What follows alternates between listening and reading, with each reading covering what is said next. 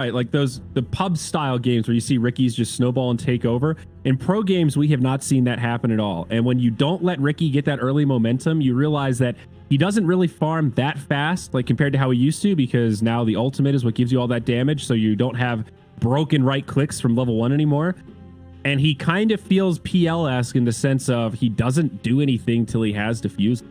And we've seen some of these games where it's 16 minutes, Ricky's just desperately trying to farm the defusal while the other team is abusing the amount of space that they have because Ricky can't pressure it all.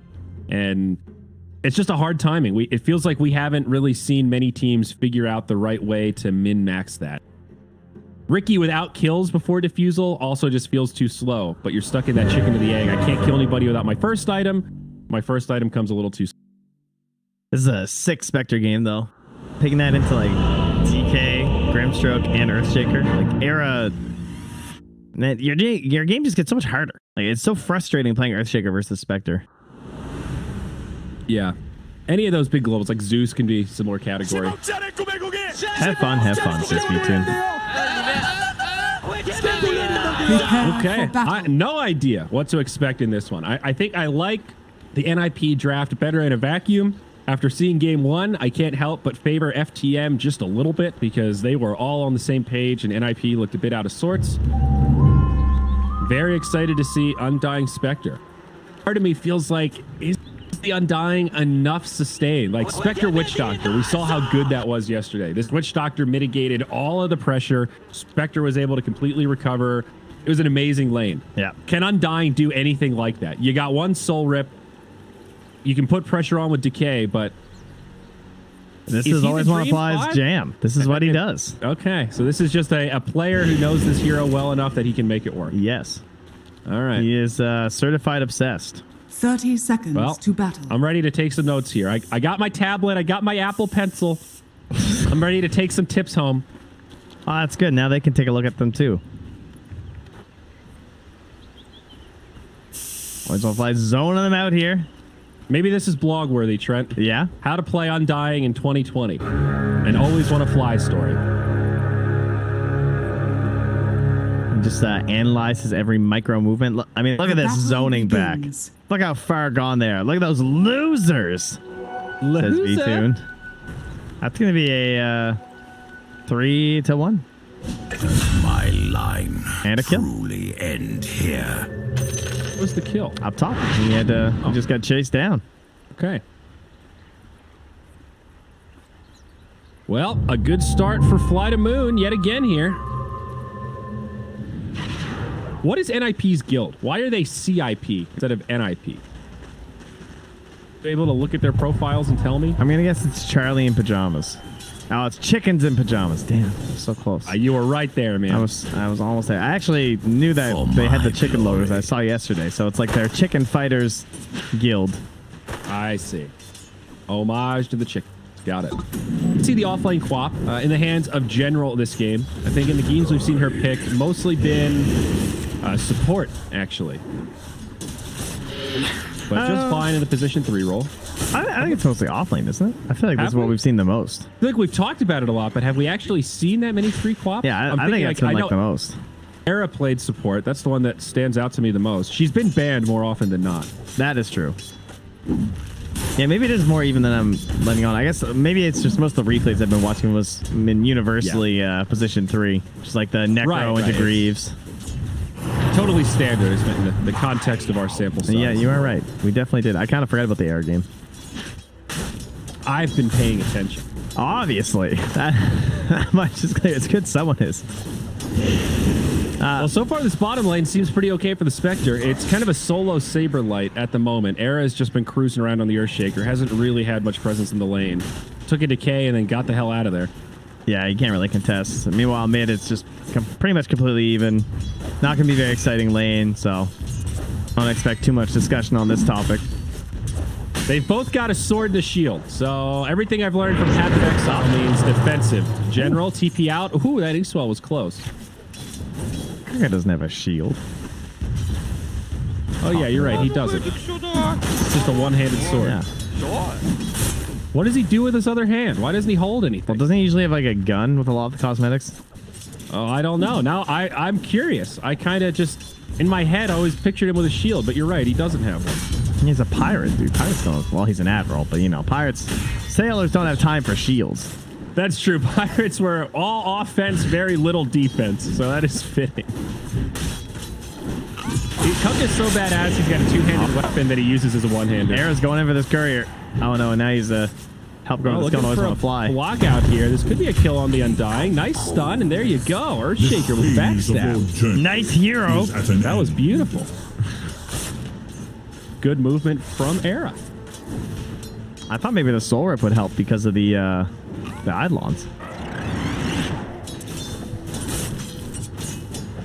Still not enough to play that aggressive. How's Charlie starting though? He's doing fine on the Ricky. A little bit of harass coming up from General. Now this is a daggerless Queen of Pain because he's up against the Tricks of the Trade. Doesn't even waste the point. Yeah, that's a pretty much guaranteed dodge, right? Yeah, and I noticed because on the first blood he didn't even have it, and I was like, whoa, okay, he's super serious about just completely dodging it, right? Because you know there's a chance you don't get first blood without taking it. Meanwhile, Kunkka, man, getting low here in the mid iceberg. I keep my eyes on this. Damage trading in the bottom lane too. All the lanes. Bream staying high ground. There is a cooldown advantage for the dagger though. Oh, Era. Oh, he might cancel the salve. He got the salve. Okay, that's nice. That is so frustrating. I mean, Era is not getting much experience with his current movements, but it feels like he's having big impact so far. Sets up the kill bottom, knocking to south, grabs the regen rune now. Down bottom, always want to fly. Saberlight. That's pretty cool though. Malefice. Like versus the Enigma. Oh, jeez, I'm dying though. I mean, it was cute, right? Because he ran out of, and then he soul ripped. So with all the Eidolons, so even in the jungle, he gets a bunch of damage. But cute is the word that I would use. Like, yeah, that's some cool like theory crafting synergy. V2 gonna put some more damage into Saberlight. Always want to fly. Salves up on his way in. They're gonna find this. Bam. Always want to fly. Snipes it with the level 2 soul rip. So no tombstone. Going for the sustainability. I'm closing it on 5 minutes here. Is always want to fly is just gonna run after Era. He ain't scared. Yeah, he's going here in between the two runes. He's like, all right, well, if you fisher me, I'm just gonna go for the other rune, right? Genius. And he's fast. Oh, and Era gets it. And now Saberlight is not gonna come in for the close. I thought he might chase down, but always want to fly is just gonna keep running after Era, who's still level 1.5. But he'll find time later. He's not going to panic. It's true. Shaker's doing fine, but you have to keep tabs on this. Oh, they almost had that. So they used the Phantom and then the Inkswell trying to beat out General's right clicks. So the dagger versus Tricks of the Trade thing, though, I guess it's just not mana efficient because you can still get some guaranteed daggers. In level 1, 16-second cooldown. Tricks is like 21 second. Mid lane. Kunkka. Destined to fall. Another nice fissure. Era hits level 2. Radiant's middle tower is under attack. I mean, what are the cooldowns? It's like daggers 12 or 16, 12, 8, and then Tricks is 21, 18, 15. Like, I wouldn't want to try and use a 2-second window, you know? It's pretty tight. Yeah, that's what. On level 1, so he could just back off. Rather just have the burst damage. And it's one of the cool things about Queen of Pain, right? You have flexibility in your skill build like that. Well, Always Want to Fly has died twice now, but I think the fact that V-Tune's at 43 and 14 makes it completely fine. Well, it's not been the kind of lane where they can punish the Undying as much as I would think. Like, this is basically a roaming Earthshaker right now. So they've got this 2v1. Undying is certainly able to pressure in a 2v1. Quap up top, though. Again, a lot of pressure on the General, but disruption's there. That should save him. Aloha Dance. Makes it into the trees. Well, the thing is, if you have a strength support, they can't lane versus Undying, though. Like, even if Earthshaker wanted to, he can't help because you're just hurting the lane by being there with the double decay, right? Yeah. Guess so. So is that the secret to Undying? You pick it when you know that they've got a melee strength 4 so that he's forced to roam out of the lane. And then that is usually... I mean, it's usually used for a support or a strength offlaner for sure. But if it's a strength 4, it is even better. But I mean, it's a shaker, so it's not the worst case scenario because you can just have such a high impact on other lanes like he has already on Iceberg. A lot of TPs mid now. General comes in, only level 5. They find Supreme. It is a level 3 Scream. Does have that point in the dagger now. Done on the Iceberg. Kunkka does have the combo. He is level 6. Gonna drop it. In comes the Haunt. DK might go down here. Ink Swell buys him a little bit of time. Still alive. V-Tune trying to chase him down. Low heroes on that was a risky TP. And it works out. Great fissure. Wow, nice.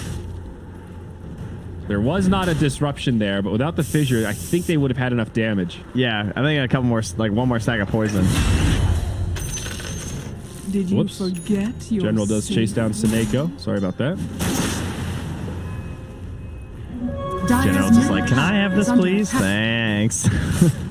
Well, NIP certainly looking a lot better this game. Again, a little worried about the disparity across the carries. Spectre pretty far ahead of the Ricky at this point for only 8 minutes, but Charlie does have an open lane now, so here is room to recover.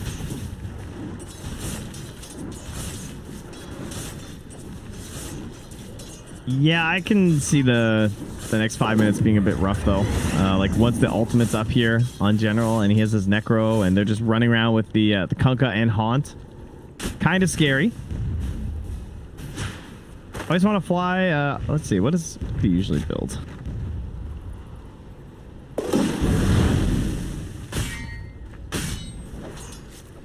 Curious if he just starts going right in for the Tombstone. 'Cause that's what I would assume.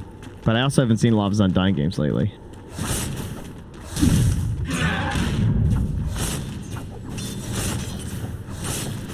Spectre has the Necro book now. We'll start beginning this long quest towards the Radiance. Some invasion into the Ancients, but Spectral Dagger can't help you out with. Ah, he's actually been maxing Soul Rip to 7, so we'll see. I mean, the cooldown is sick the way it scales. Yes, 24 to 6 seconds. I always liked having like a slightly higher Soul Rip relative Dire's to middle Tombstone tower in the early is levels under on attack. Undying because you can kind of bait people by putting the Radiant Tombstone down and then structures full are heal it. fortified. Yeah, that's true. Radiant's bottom tower It doesn't work as well in Fly is, but yeah. Speaking of the devil, it's 4 Undying. It's a 3-on-1. They're going to find him in the trees. And with him not dropping Tomb, you know there's no way they're committing up top at the same time. They also get another general. Wow, they did that without smokescreen too. So just using the ink swell. Radiant's bottom tower is under attack. Getting a double kill Dire's at middle the tower is 10-minute under mark attack. too. Radiant's courier has been killed. Gonna get Radiant's 3 of the bounties, I believe. A couple of skirmishes now. Seneko going to be initiated on up top and then back mid. Iceberg might be going down here. Boat does come through. That'll be enough to save him. And back up top, they do grab that kill on Seneko, set up by Aloha Day. So ends up pretty beneficial for NIP across the board, but big win for that Kunkka to survive. The units are going to be piling up pretty fast in this game, guys. We got the Necro complete on the Spectre, nearly complete on the Queen of Pain, and nearly complete on the Enigma. And we've got a Tombstone on top of that. Yeah, there you go. It is going to be madness. Not to mention Shadow Demon Illusions also in the fray. Going to be going Vessel. Nothing surprising there. Yeah, good game versus the Dire's middle DK. tower is under attack. Supreme considering the early Silver Edge to help deal with the Spectre.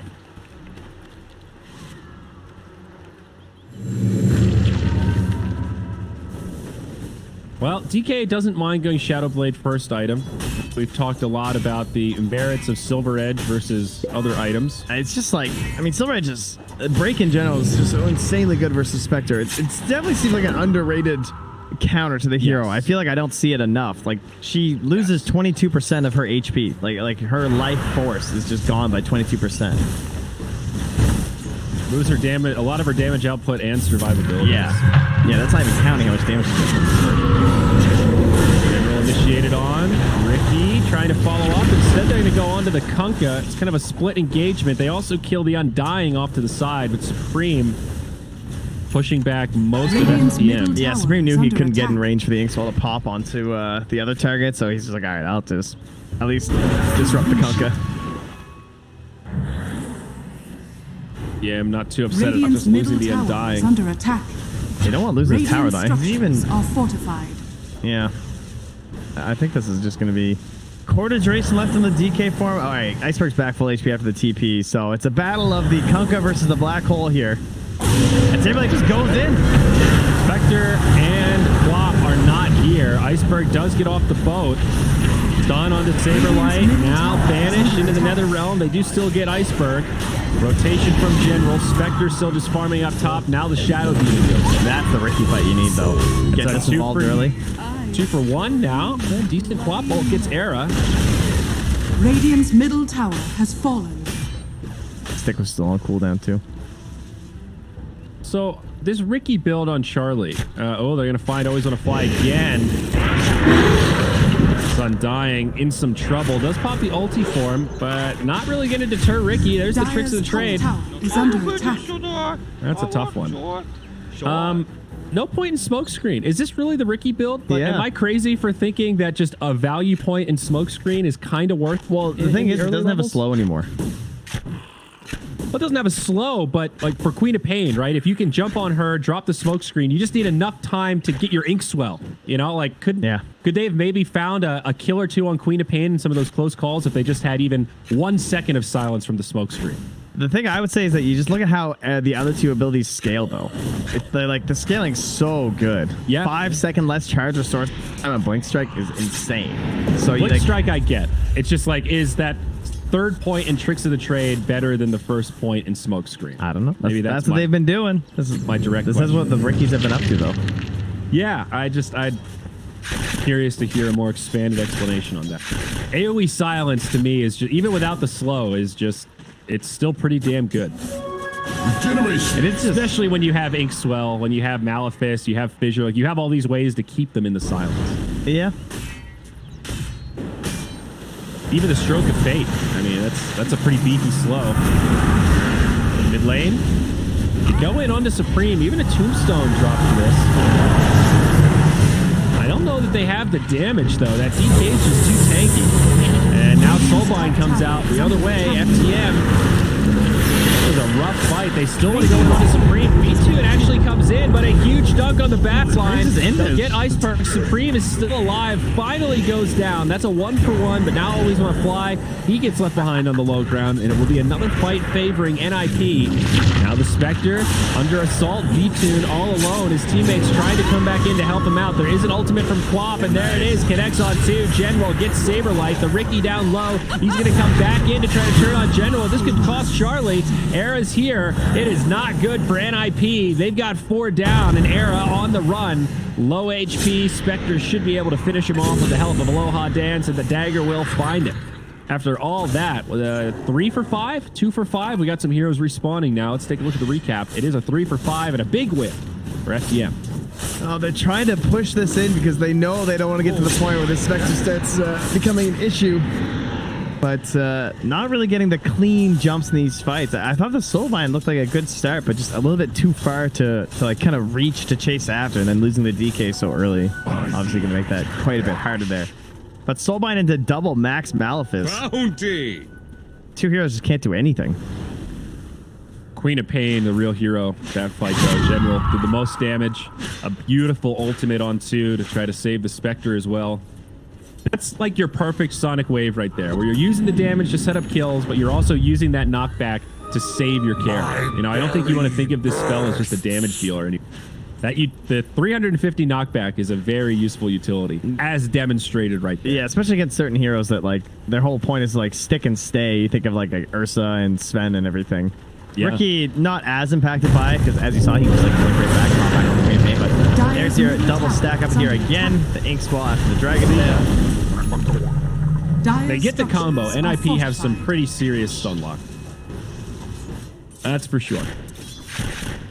Now this game gets a lot more interesting. Again, Spectre reclaims the seat on top of the net worth. It is still a small lead for NIP, but not much. And Radiance now getting dangerously close for B-Tune. Just a recipe away. Necro 3 done as well for the Queen of Pain, though. Under attack. Dire's middle he leveled it up, under huh? attack. That's kind of cool. Yeah, not going straight for the Greaves. Radiant's top tower has Not fallen. even second item Greaves. He wants a 4th stack. It is a Ricky, right? So it's probably the main reason, I would assume. Just wants that vision. Force Staff is pretty good versus Smoke Cloud. And Rick is coming out with a defusal right now, I believe. So this is the big power spike for Charlie, and he'll find it. Not a big window before the Radiance to try to make use of this. Really close to Era's Blink Dagger too. But they have Saber Lights, so they can just play off of that instead. All three of the cores pretty equally farmed on NIP. Igma a bit more so.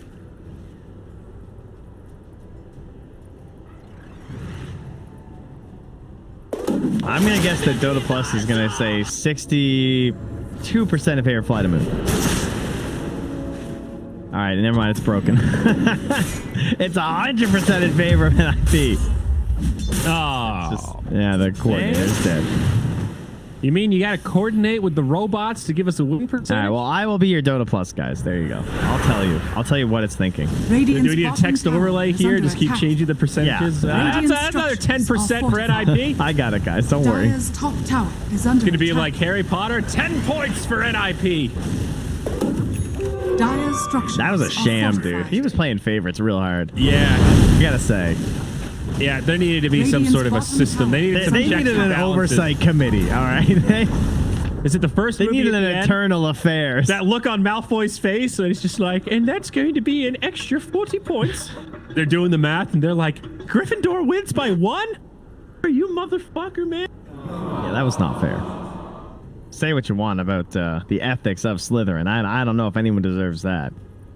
That's like just coming to the Stanley Cup final and handing a hat trick over to old buddy pal Sidney Crosby because he's Canada's golden boy. Like, oh, Crosby, the golden goal here. Have more in this unrelated thing. Does Just because hockey- he saved the world. Does doesn't hockey mean- have the equivalent of like PKs in soccer, or like let's say you're on a breakaway and Yeah. somebody just takes your leg? shootouts? Sorry, yeah, we have a penalty shot. It's the same thing. So I don't know if I've ever actually seen that. What triggers What? it? Oh, penalty shots are the best. If you're on a breakaway and some guy like dives and trips you, if it's like, if they commit a penalty it's- when you're on a breakaway like that. Same concept as soccer, where it feels like it would have been almost a free goal or a high chance at a goal. Yeah, exactly. And then a penalty so- shot is the puck sticks to center ice, and then you have to. You get a 1v1 with the goalie. You get Yeah, you're just 1v1 with the goalie. But the simulated the breakaway. puck can never move backwards while you're on your little breakaway. It must not happen that often. Like I feel like when I watch like World Cup, you see PKs somewhat regularly. And hockey, I don't watch that much. It's not that often, but they're not uncommon. Okay. Like if you watched a week's worth of hockey across like all of the NHL or whatever, you'd see a couple. It's not like is it only breakaways? Is that what? It seems a little harder to identify in hockey. Like in soccer, there are some pretty clear moments of like, okay, this guy is just like, no, it's easy to he is identify. going to score. There's not really an argument usually when it happens. It's like, yeah, okay, like, everyone kind of knows. It's that breakaway effect. Oh no! All the defenders fell over. Hockey breakaway. I miss hockey, I'm not gonna lie. But unfortunately, they don't have the benefits of the esports world of just being able to do all the things on their computers, so maybe they shouldn't be irresponsible and rehold games and stuff. Basketball's coming back. When are they going to make like an NHL 2K where you get to play as just one character? I want NBA 2K You for can hockey. do that in the NHL games. They're just not available for PC or Nintendo Switch, so I don't play them. Well, but is it calibrated for that? Like, I feel like NBA 2K is calibrated for the 5-man teams. Yeah, they NHL, did it sounds like just way a back. setting. No, you can like fully play it. Back in the day. I guess last time we talked about this, I think our big wall was how do you make the goalie happen? Well, you play as the goalie. Yeah, but how do you make the mechanics to make it actually like Yeah, it's not that great. a role? Like how do you do the mechanics of goalie versus like a center that's like shooting to make it balanced? I don't know. They used to do it actually in Radiant's the bottom olden tower versions. has But fallen. alas, we're back. Pause is over. There goes your playground. I'm gonna hide it away. As the Radiance is complete. The Haunt is ready. They're smoked up. They're coming Dire's in. middle tower is Supreme, under attack. no! He's lost his positioning post pause, and they found him.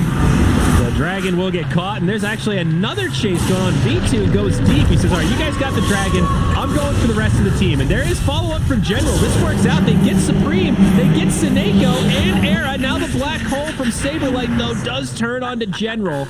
They end up getting a Queen of Pain for their troubles, but a big fight for FTM. A very solid reveal of that Radiance. Wow. V2 with the battle pass levels, though. Jeez. Look at this thing. He is shiny. Are you seeing this? There are 2 level 1500 battle passes on FTM. Well, buddy, it shows. My God. I feel like I'm playing Call of Duty or Battlefield or something with the bloom effect in full. I can't see anything. What the hell is that? He's got... It says Radiance. That's what's doing it. The Radiance graphic? Yeah.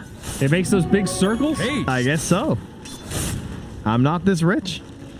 That's pretty cool. You have to hang out with OD Pixel a little more. I think he's got this cosmetic. I don't know. This one's really high. I don't even know if Owen has this one. Owen's at like 1500 or something. Or 14 something. Ooh, bounty. So I think he's at 1570 here on V2. It's a big old Radiance. But yeah, nice fight win for them. This is kind of that moment. This is why we saw NIP playing so aggressive 5 minutes previous, because they knew this is coming, right? The smokes with the haunts, and it's so hard to fight. The vision from haunt in combination with Kunkka is so good. And you look at the range of X, and it says you can be high behind a tree or something. Whoa. He's gonna Jump. Era actually taking more damage than the Spectre. That's a defensive disruption. Spectre lives. They turn onto Era. NIP. Oh no, this is disaster territory. V2 still barely alive, but Tricks of the Trade will finish him off. It's a 1-for-2 trade so far. Now they've found the Ricky. He's been somewhat isolated. That tombstone's down, and all of these zombies are stacking up. That's 4 dead now on NIP. Saberlight, the lone survivor. A bold TP, Cotton. It will be punished, as will Ricky's Courier. General says, oh yeah, buddy, that's free money. We're not letting that one out. A 1-for-5 plus a Courier. FTM have done it again. They've somehow made this Undying look playable. That was pretty painful. Spectre does so much damage when you chain stun like that. Middle tower is under attack. That was pretty much, as you felt said. bad for Era watching that. That's actually what did it all to him. He might have to buy like a hood or a cloak or something to just reduce it. Dire's structures are fortified. 5K net worth now. This has been the trend that we've seen, where if you're playing Spectre and the game's relatively even before the Radiance, get your Radiance, and if that first team fight when you haunt with it goes well, it's like the rest of the game is just status quo. All right, guys, now we can just play from ahead and not make any mistakes, and this will be an easy game. Like, we've seen this pattern a number of times now. It's all about that first fight with the Spectre, and now that V-Tune's how much up on the Ricky? Like 3.5K net worth? Yeah, easy. Yeah, Charlie's going to try and get his BKB. Supreme is stopping off for a BKB 2 before completing up the Silver Edge.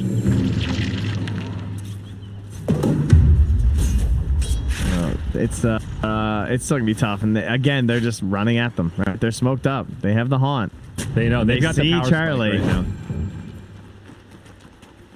Charlie should get out of here in time. Looks like they have a pretty good read on what's going on. Oh, have I spoken too soon, though? Alright. He'll tank it. Yeah, not gonna work. Did you see that cast range in the Aether on that disruption? Jeez.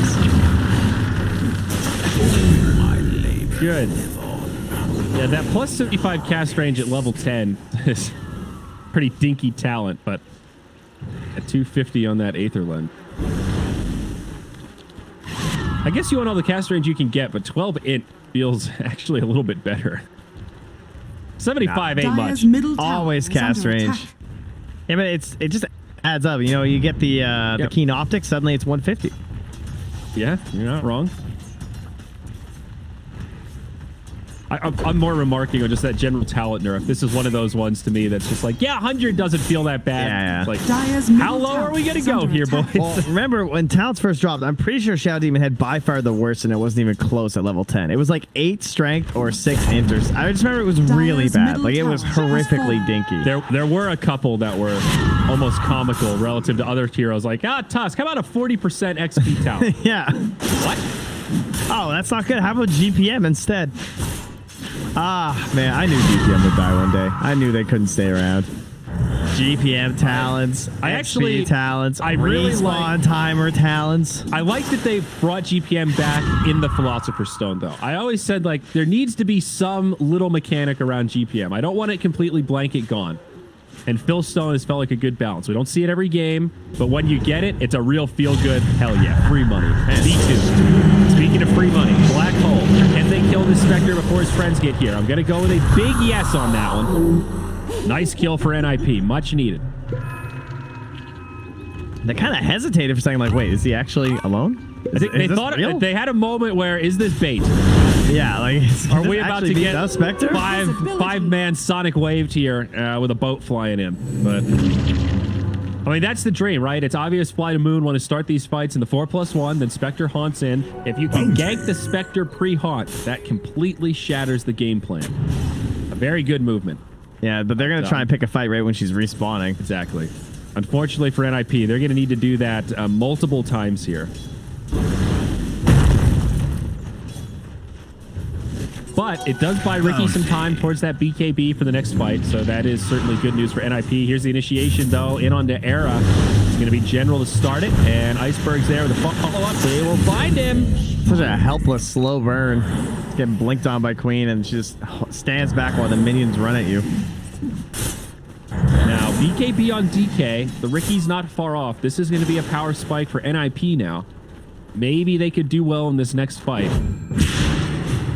Oh, Saberlight. Blink. Where is he? There he is. Found him, but no interrupt.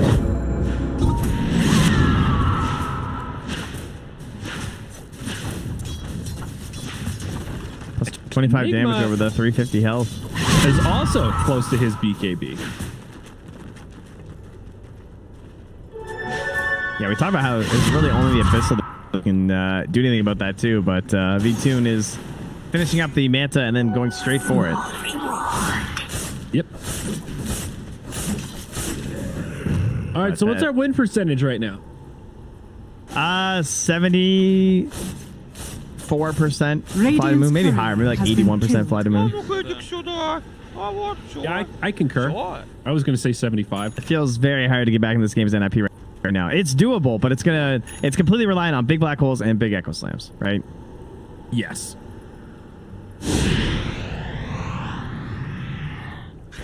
Somewhat reliant on finding more of those rotations where they can pick off this Spectre.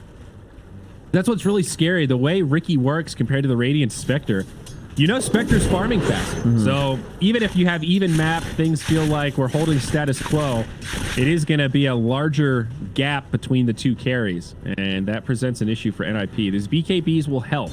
The BKBs are actually going to be really good because of the Torrent Storm too. This is an item I've seen picked up a lot on Kunkas lately. I was a little doubtful at first of it, but it's growing on me for sure. I think it's really good versus lurker heroes like Earthshaker and Enigma that don't want a BKB until they're like jumping in, and you can't predict the Torrent Storm, right? So you'll often see these Enigmas and Shakers just get caught up. I mean, they're lurking right now. This is what they want to do.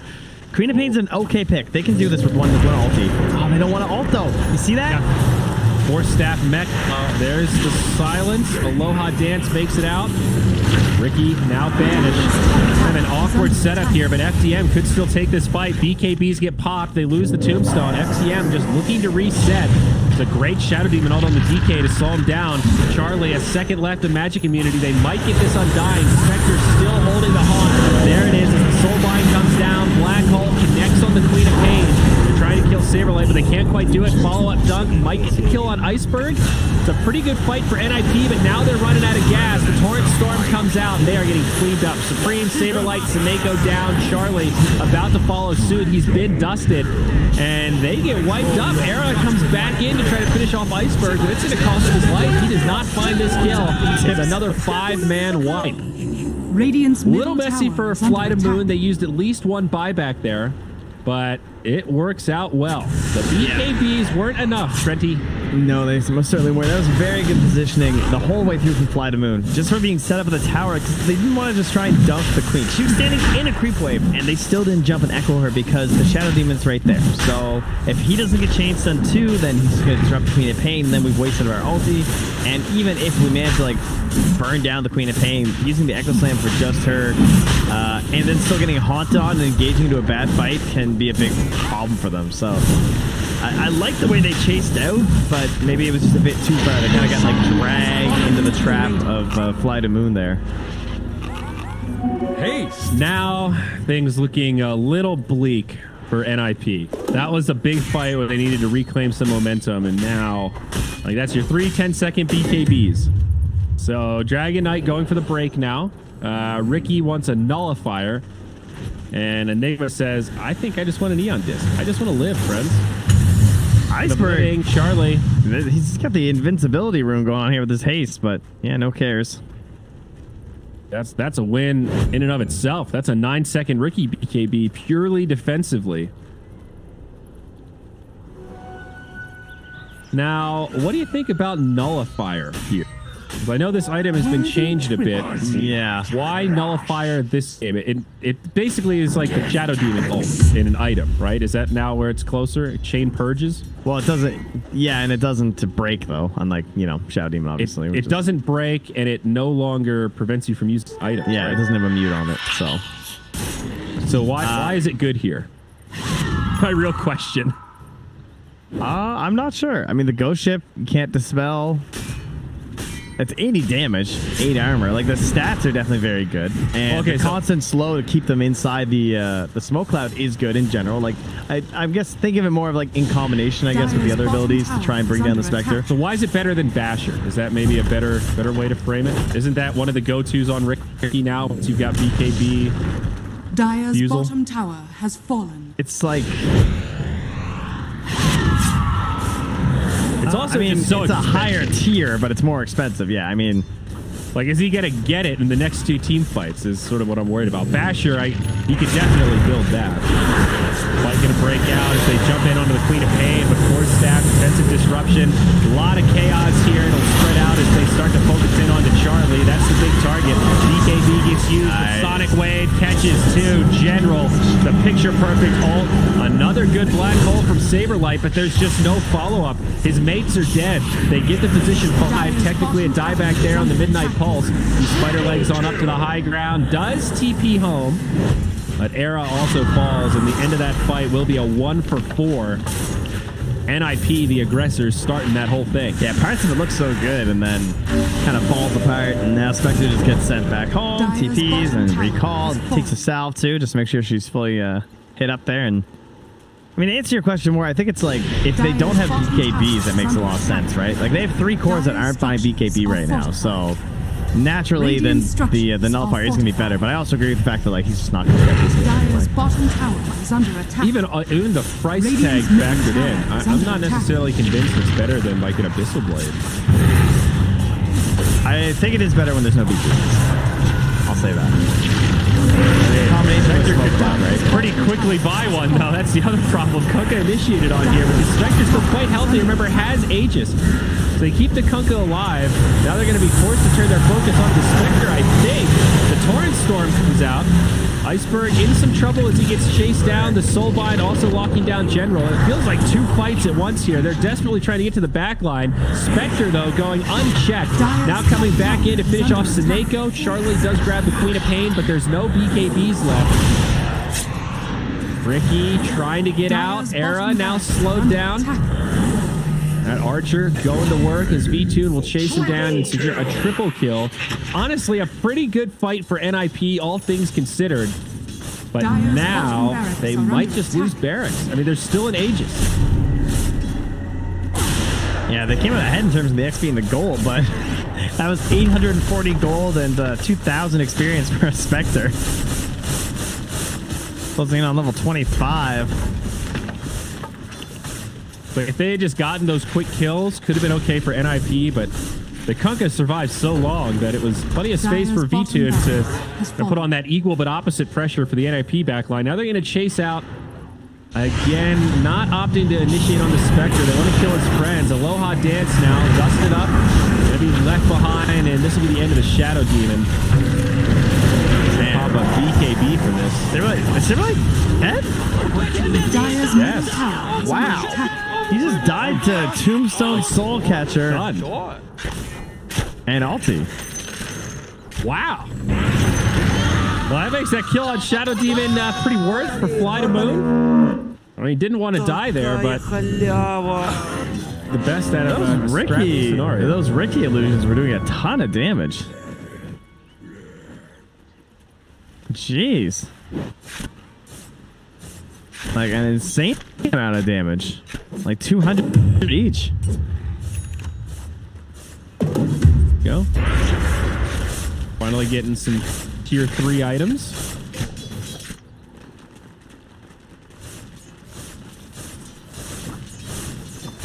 Up to the tier 2 we go. Fly the moon. Dire's top tower is under attack. Kind of working on it today here, bud. Right now. Yeah, they just feel a Dire's step top ahead in tower every has fight. fallen. It's one of these, every step forward for NIP ends up being a step backwards. Reeves out on Quap now. Bissell very close for Spectre. Never mind, he's got it. And Assault Karas for Kunkka. I was not considering those Shadow Demon illusions when it comes to like versus the Ricky. That's kind of cool. They do so much. All right, here we go though. The Silver Edge. Big. Unfortunately, the Aghanims is also almost done for Aloha Dance, which is gonna be really painful. 500 gold. Oh, now we're talking. Oh, the Dark Portrait. I wasn't expecting to see this one before the game ended. All right, so Spectre, quite a bit of plus damage though with the Radiance and the Abyssal build, but still having that copy is gonna be really nice. I mean, this is big. Dark Portrait and Break. You've got some fancy new tools.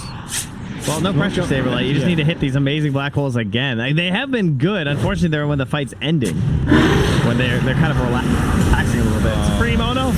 That's going to be a BKB TP. And cancels the TP. Now just going to walk back. Meanwhile, the real fight. Saberlight low. Does ult, but dies immediately after. Does have a buyback, but not the way they wanted to start this fight. No DK BKB. And not only with the Enigma dead, but no black hole or refresher. So even if he buys back, whoop-de-doo. Yeah, they know he's not going to be very frightening.